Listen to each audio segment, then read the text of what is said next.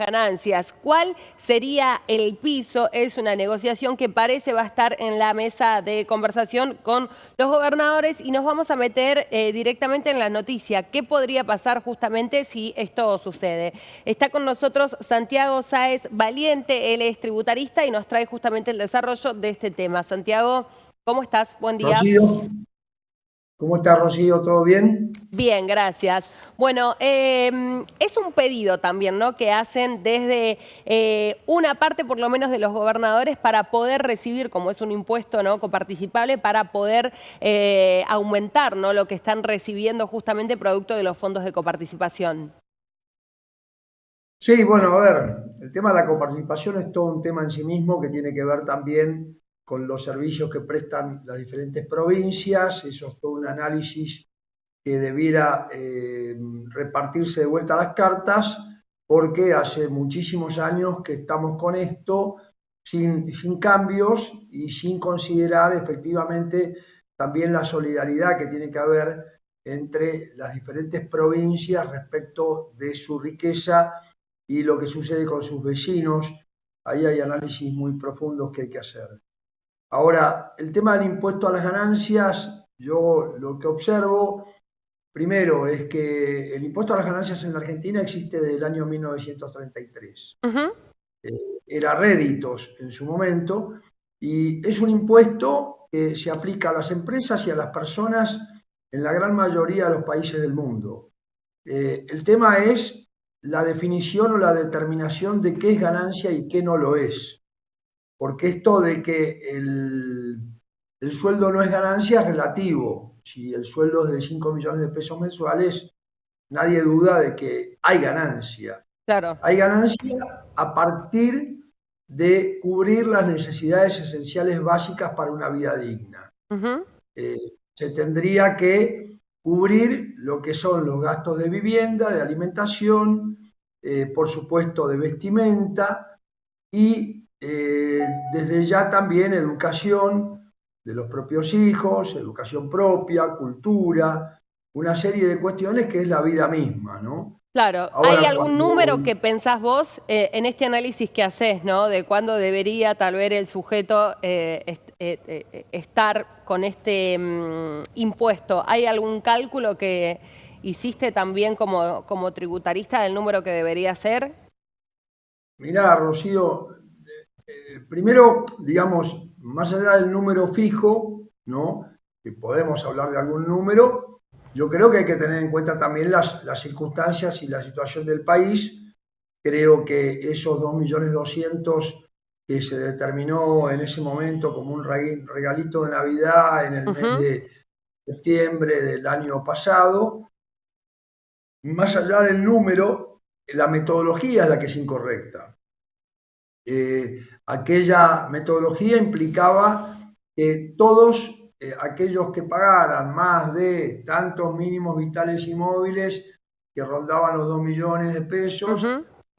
dejaban de pagar impuestos a las ganancias si pagaban menos que eso. Si pagaban más, directo entraban con una tasa del 25% aproximadamente, 23%, Ujú. rápidamente llevaban al 35% y no se admitían deducciones. Cuando hablo de deducciones, hablo las diferencias que suceden entre las personas. Puede alguien tener un hijo, ningún hijo, 10 hijos. La Claro. verdad que no es lo mismo, porque el costo de vida que va a tener esa familia no es lo mismo tener servicio doméstico que no tenerlo, pagar intereses por un crédito de una casa habitación que no pagarlo. Entonces me parece que el gran problema es la estructura. De todas maneras, si Igual, querés, no he visto Santiago, que... con el último Sí, modelo sí había algunas cuestiones que podían deducirse de ganancias. no, prácticamente ninguna. O sea, Es ¿te parece que decir, tendrían que agregarse más? a mí me parece que tendría que haberse, a ver, dejado como estaba, no, porque el problema es cuando las actualizaciones de los mínimos van por decisiones políticas. Ujú. Ha sucedido en gobiernos anteriores justamente que como el sindicalismo digamos, se rebelaba, le concedían a la cuestión de ganancias un aumento de los mínimos por decisión propia del gobierno. Eso es lo que está mal.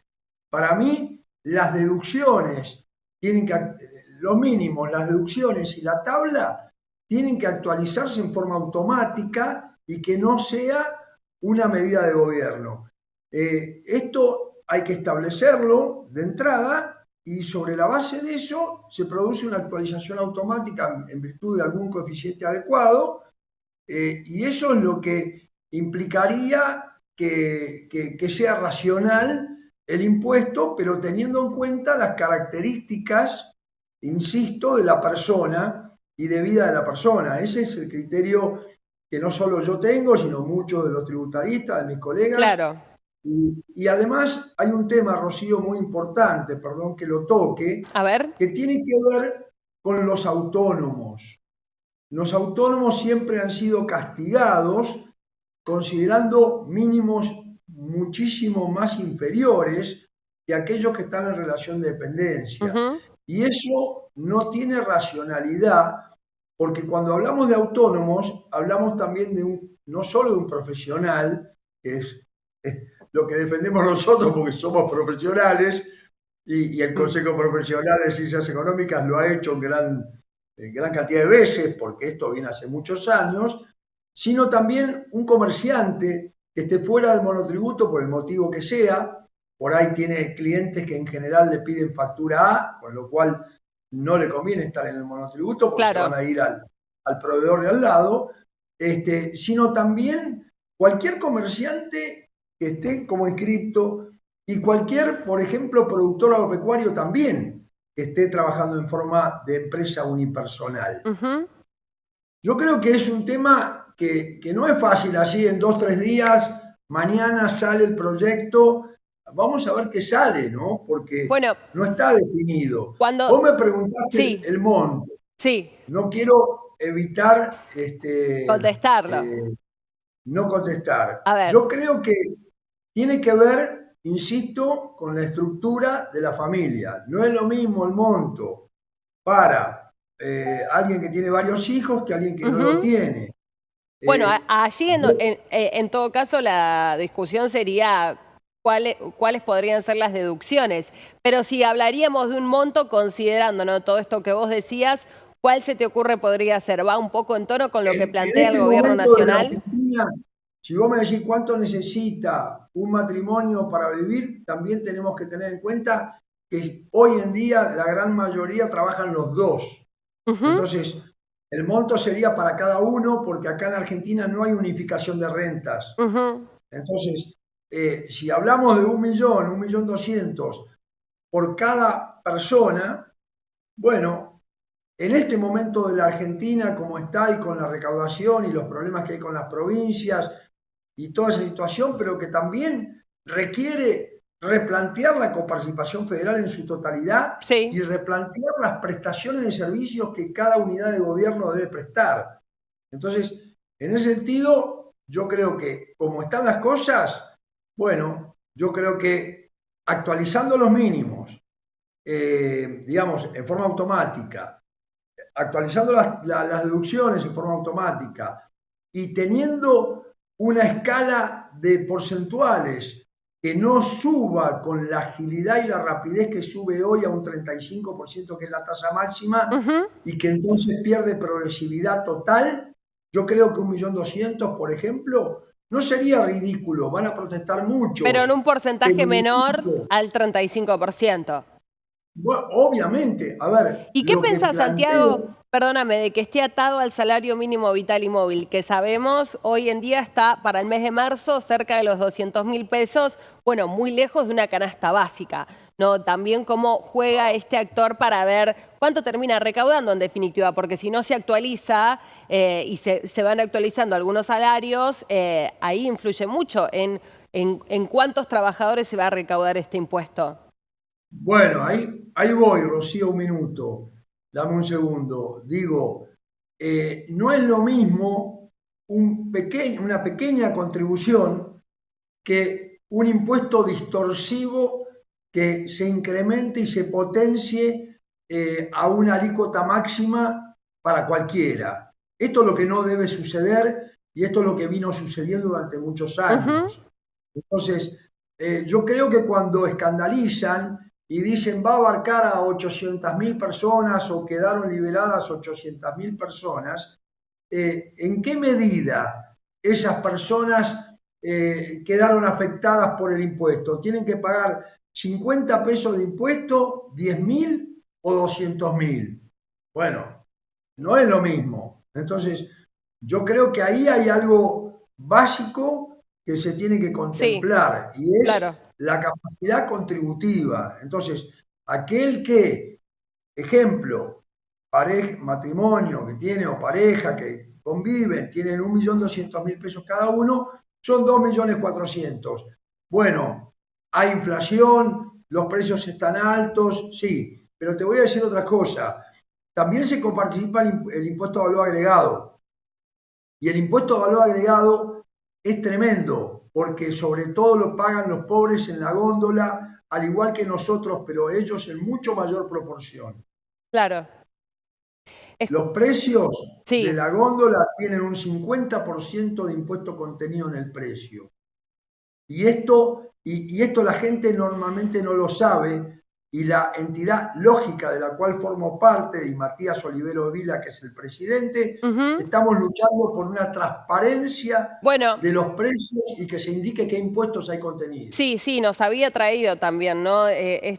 Habíamos analizado en su momento alimentos, ¿no? Que forman parte de la canasta básica, divididos en porcentaje, cuánto era de impuestos y cuánto, bueno, tenía que ver con el costo de la producción, del Tal bien en sí cual. mismo, la materia prima y demás. Antes de despedirte, Santiago, mencionaste en algún momento la situación de los responsables inscriptos, ¿no? Se había planteado, lo había hecho en su momento Sergio Massa cuando eliminó el impuesto a las ganancias, la posibilidad de que acompañe un alivio para el sector. Había sido algo muy mínimo que no le hacía realmente una diferencia en la cantidad de impuestos que tenía que pagar. ¿Cómo ves la situación de ellos y cómo se podría, por ejemplo, en relación también, ¿no?, a todo el sistema tributario, aliviar la carga que tienen? Yo creo que más allá de todo hay que cumplir los principios constitucionales básicos y uno de ellos es la equidad. Entonces, si todos somos trabajadores, ¿por qué hay que hacer una diferenciación entre aquel que está en relación de dependencia y aquel que Ujú. trabaja por su cuenta y tiene la misma capacidad de contribuir que la otra parte? Eso es lo que yo planteo. Para mí es ilógico. Todos somos trabajadores de una manera o de otra. Ujú. Entonces, ¿por qué hacer una diferenciación? Ahora lo que han puesto es un pequeño plus de deducción para los emprendedores, los que tienen, son los que están desarrollando sus primeras armas en un trabajo independiente, Sí, pero con un valor ridículo. Con bien. lo cual, yo creo que es un tema de equidad. Ninguno de los principios tributarios se cumple hoy desde el punto de vista de la Constitución Ujú. Nacional. Entonces, eso es básico que volvamos a los orígenes, Bien. ¿no? Santiago, gracias por atendernos y traernos también el desarrollo de este tema. Gracias. Bueno, Rocío, un gusto y saludos a todos los de Canales por allá. Saludos a vos también. Bueno, ya seguimos con más información, no se vayan.